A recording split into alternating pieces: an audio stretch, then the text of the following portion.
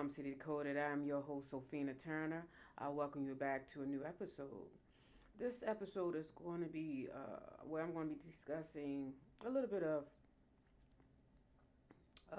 everything, but it's mainly about equity in education here in the United States and what us, meaning the black folks, had to endure and still enduring when it come down to education, when it come down to history, when it come down to just equity and the simpleness of just being able to enjoy what everyone else have the opportunity to enjoy. And I understand that there are those who have advanced and have certain opportunities that is a blessing to them, but the majority still haven't been able to obtain or reach those levels. And I want us to speak a little bit about why you think that is.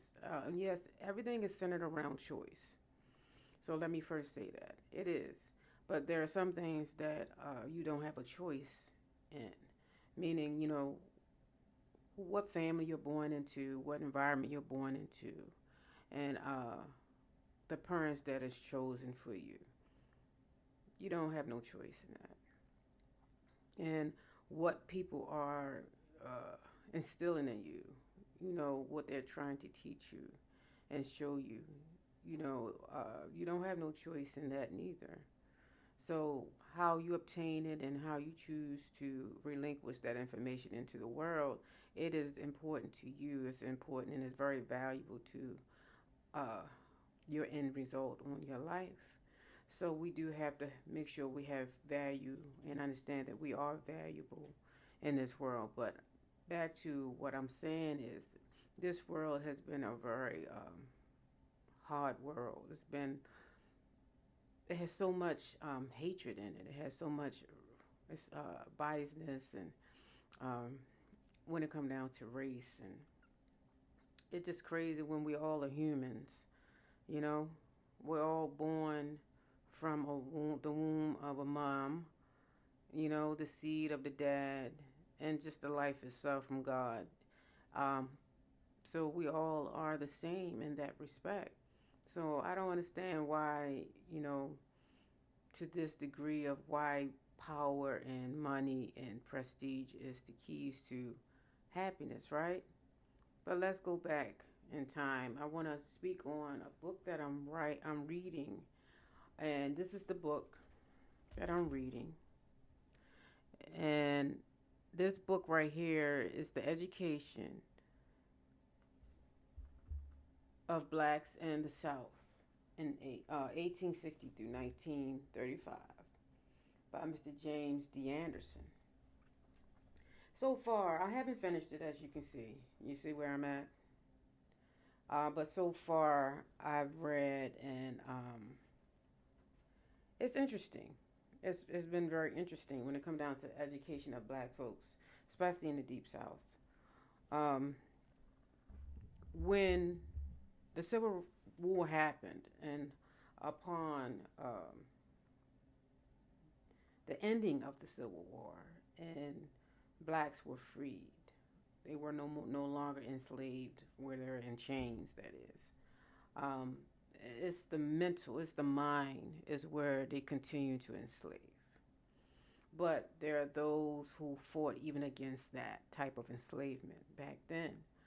Um, I want to speak a little bit about education because this book is mainly based off of that when it comes down to the education of blacks in the Deep South during this period of 1860 through 1935.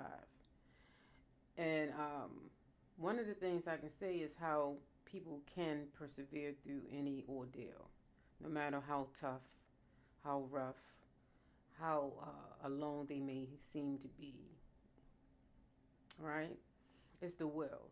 It's the will of the people to want to be more, to want to have more, to want to just obtain the simpleness of how they was born. We all was born free when we first came into this world, right? That's what we like to think. But we're a slave to our environment as we grow, because we have no choice in that situation.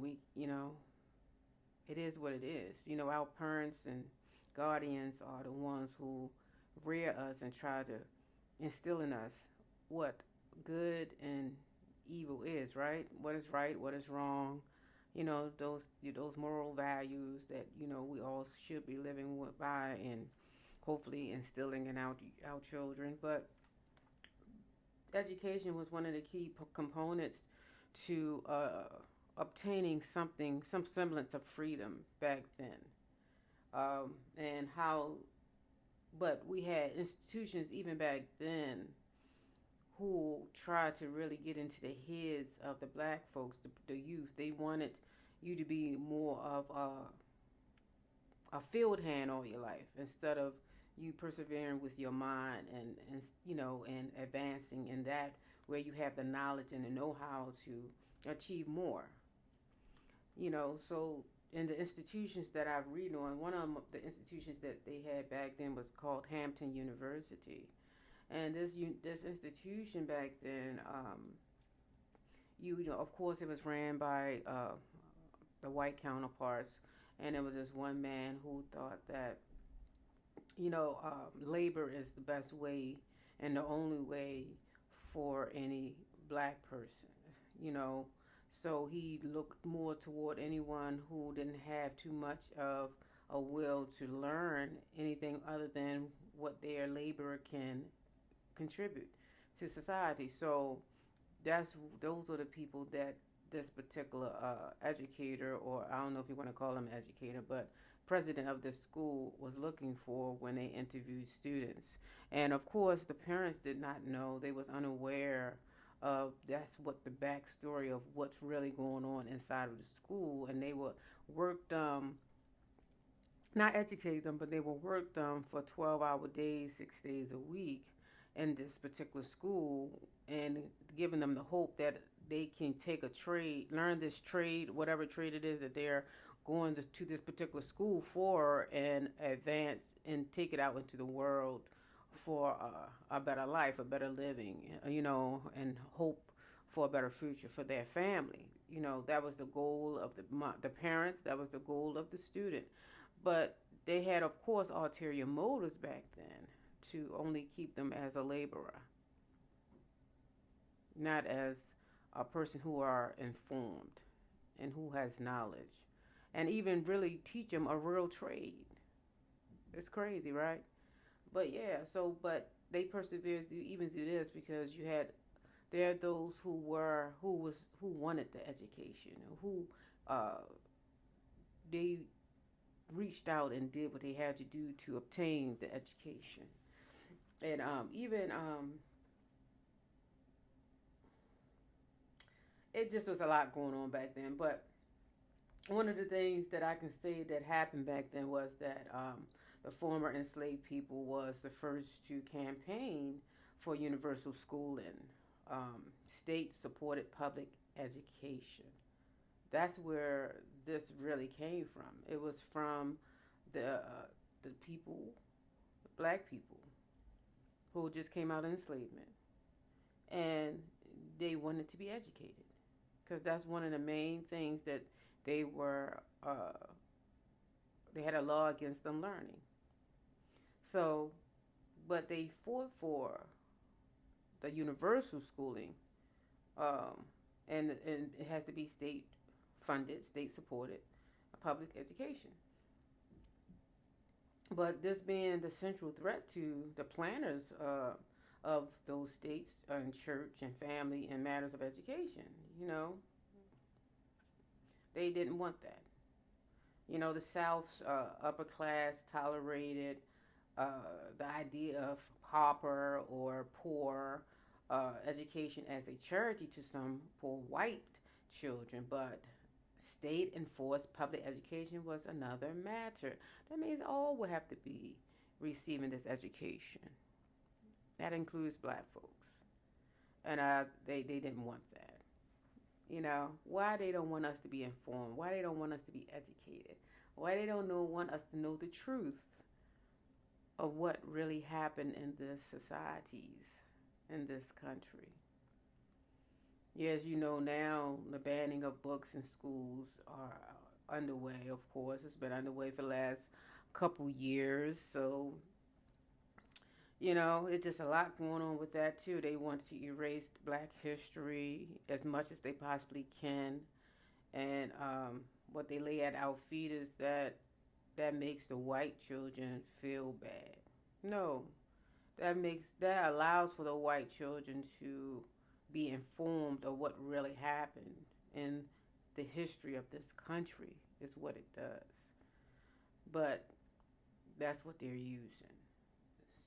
So we need to get better with making sure that our children are educated and know that education don't it's not just in the schools. Education starts in your home. You have to work with your child too, your children. Help them to learn, help them to advance,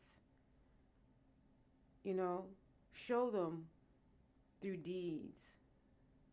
You also you stay informed. You keep that knowledge going for yourself as well, and keep showing them and striving toward excellence and what you deem excellence to be. Being informed and having knowledge, and you integrate that with wisdom, it will take you a long way in this world. Use your moral compass, your goodness inside, to help guide you through all of it. And believe me, you will be successful in your own right. And it has nothing to do with wealth, as far as monetary. Even though that is helpful for you to live in a comfortable setting, but that doesn't make you wealthy. It just makes you comfortable. Hear me and hear me well and hear me good.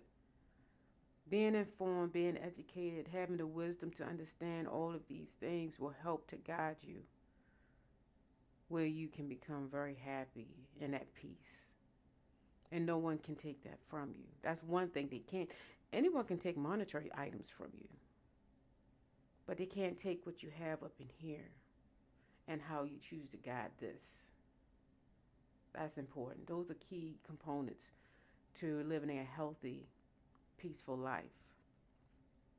Even when others trying to attack you from different angles and different, you know, ways. It's just a lot going on with that. So just be mindful of all of this.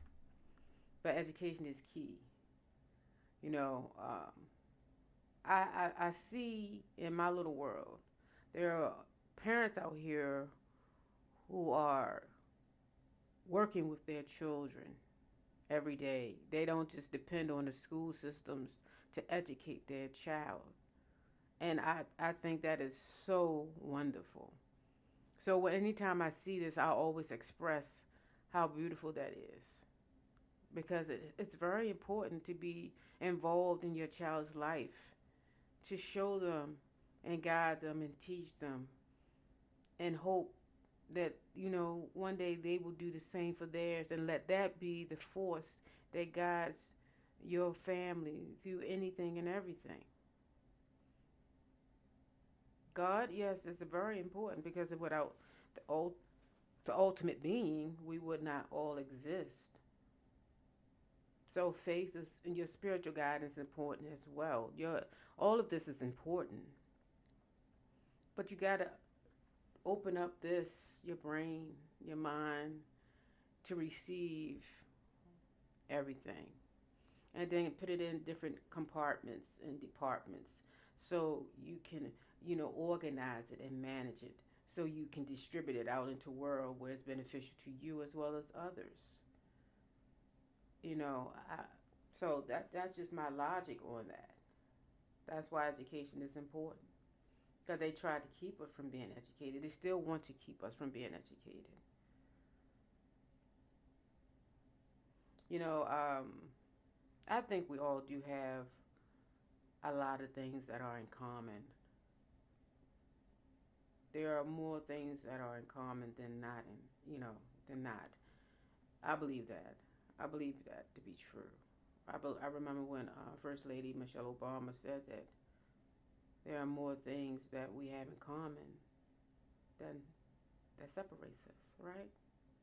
So we have to pay attention to all of this. Our humanity is important. is what develops us and makes us who we are. What defines our character is what we do in the dark. And then eventually the light will shine upon you. I mean, I'm not here to preach. I'm sorry. I know it seems like sometimes that's what I'll be doing, but I'm just here to inform, and hopefully, it ignite a flame in you that will help you to advance in whatever direction you choose to go in, and hopefully it's up, not down. So yeah, that's one of the things that I want to discuss about black education. Black education or education in general is important. But I'm a black woman, so of course I'm more precise with what it is I'm trying to speak on, because my people, meaning us black folks, um, we are at a point in our life where things are trying to attack us in so many different directions and bring us down that we have to form a united front. And one of the things that's going to help us to advance is education. I want our young people that's out in these streets doing a lot of the things that they're doing that's detrimental to their livelihood and to who they are. Wake up and understand that. Stop all that. But we need the parents and we need the guardians and we need the village to um, be rebuilt and help them, guide them, show them, teach them, value them, make them see that they are worthy. Those are all the key components, and love them, of course. Let that love be that light that guides you through all of that. So that's what I want to see more in our communities. So yeah, let's do that. Let's become that united front.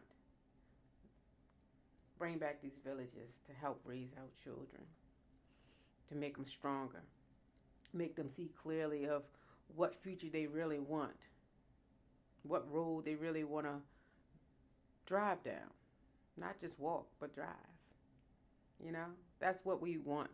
That's what we should want anyway for our children. As they say, the songs goes, our children are our future.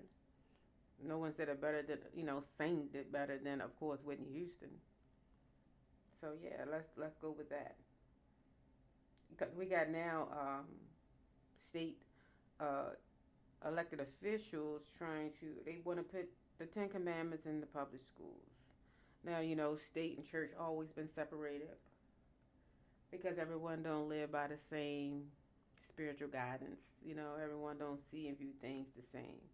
So the Ten Commandments, yes, it's important, but we all approach it in different ways. So it's not right to enforce your way on anyone else, right? Isn't that right? So, is that a good idea to have the Ten Commandments posted in public schools? No, I don't think so. Because of that reason, we got to respect each other, right? Respect is important too. Respect the others' will to live the way they choose to live and be who they are and believe in what they choose to believe in. That's the point of having your own mind, your own body, your own autonomy, your own way of how you choose to live. That's your freedom. All of who you are is what makes you who you are. That's your freedom to live it in any way you see fit. Any way you see fit to live it, that's how you're supposed to. If it makes you happy, you're not hurting nobody else. You're just trying to uplift yourself and your family, then that's what you do. Live it the way you see fit. It just always keep taking me back to with the when it come down to this election that I spoke on before. This year, 2024, November 6th, I believe, is the election date. It's important because a lot of things are at stake, with this election. Who you choose to vote for is definitely important. I hope you go out and vote. That's first and foremost. And you can vote for whomever you see fit, but just be understandable with who you're voting for and why you're voting for this particular person or persons. You wanted to advance not only your life and your family's life, but just the country in general. You don't want to lose any freedoms that you have, because we have been losing freedoms because of certain ones who've been elected, and then who's been selected to represent us in the Supreme Court. And, I mean, come on. Like affirmative action was one of the things that they reversed, and abortion rights is another thing, and it can go on and on. I believe I heard of the Chevron Act. There's something going on with the Chevron Act. It's just a lot of things that's going on, that's been going on over the last 2 years or more, because of who was placed in the Supreme Court from the former president of the United States. If that person would have never been voted into the presidency, then they wouldn't have the unlevel that they have, the dysfunction that they have within the Supreme Court right now. You have people who are only out for power and their own personal gain. They're not really for what's right and wrong when it comes down to the people, when it comes down to this country, the Constitution. It's a lot of things that's going on behind the scenes. I know we all human. We all make mistakes. We all want to live a certain life and a certain lifestyle, but not at the detriment of the people in the country, right? But that's what's going on here. So you got to be very selective on who you choose to vote in. Be very careful with who you choose to vote in, right? So that's why I'm saying what I'm saying, because there's a lot of things that's at stake. The voting rights, of course. So many polls have been closed down. That's a means to try to keep people from voting. There are a lot of things that's going on around this country, especially in the deeper South. I'm a Marylander, so I'm part of the South, but I'm talking about go deeper. What about Texas and Louisiana, all the things that's going on in those areas, and Mississippi, and it just get deeper and deeper. Georgia, so we just gotta be mindful of what is going on around us, and just make a decisive decision, and just keep it moving. But just make a decision. But please vote. Voting is important. Voting is key to the livelihood of this country. We are in a democracy. If you want to keep this democracy going instead of dictatorship, I would suggest you go out and vote. There's already been talks, from our former president that he wants to be a dictator. Do you want that? Do you want a dictator? Do you want a king where you have to bow down to a king? No, we don't want that. We want to keep this democracy, the freedom that we have going. We want the people to keep on being able to place their vote and help with the decisions that goes on with the laws that's implemented in this country, right? Because of the people that we put in office. Keep that in mind, folks. Please keep that in mind. Because now we got where they have, let's say this, the federal Constitution, I'm going to read this. The federal Constitution does not exactly or does not expressly address the condition of homelessness, but as y'all know, in recent months, that they have the Supreme Court. It's just crazy. Anyway, the new law enacted against the homelessness, right? That Supreme Court is putting out there. They have put out there. They put out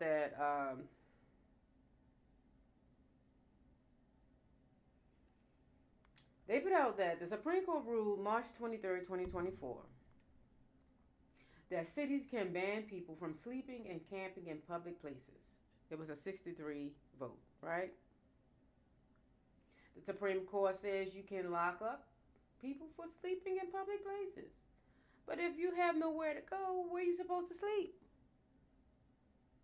Where are you supposed to go? What you supposed to do? People are homeless for various reasons.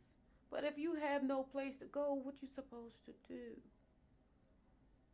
You got to, as far as your health is concerned, you got to sleep. So what, they want you to become a zombie and never rest? I mean, what? I don't understand. What they want you to do?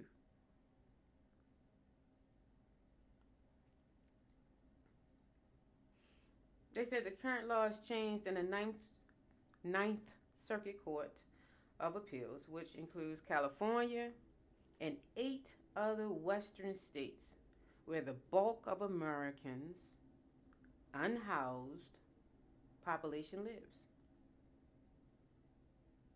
8 other western states and as well as California.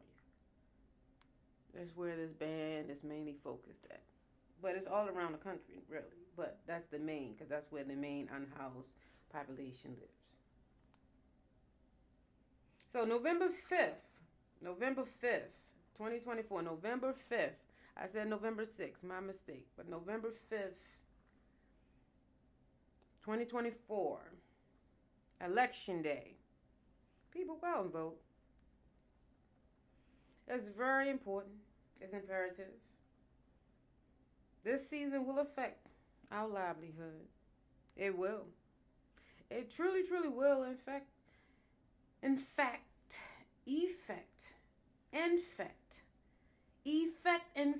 our livelihood. It will be very impactful to this country.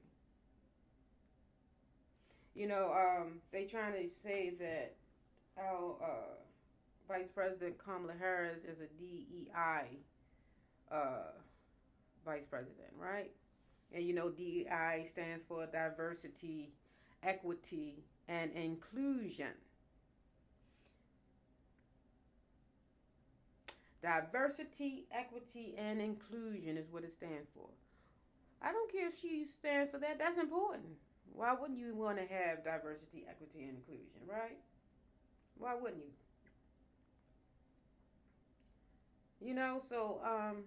People. Let's get with the program. Let's start wising up. Let's start waking up.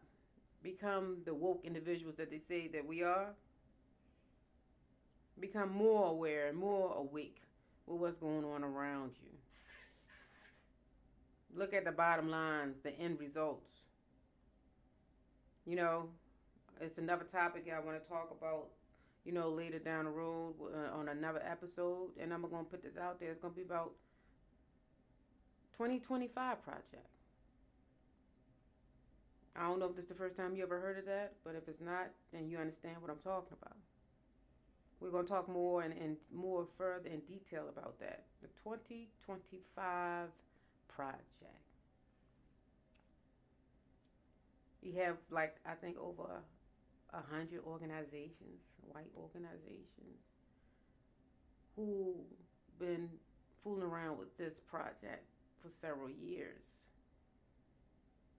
And they have certain things in mind that they're going to do next year if Trump becomes the president of the United States. If he's elected on November the 5th of 2024 as the president of the United States, we are in deep SHIT, especially black folks. This is Chomp City Decoded. I am your host, Sophina Turner. I will see you all soon.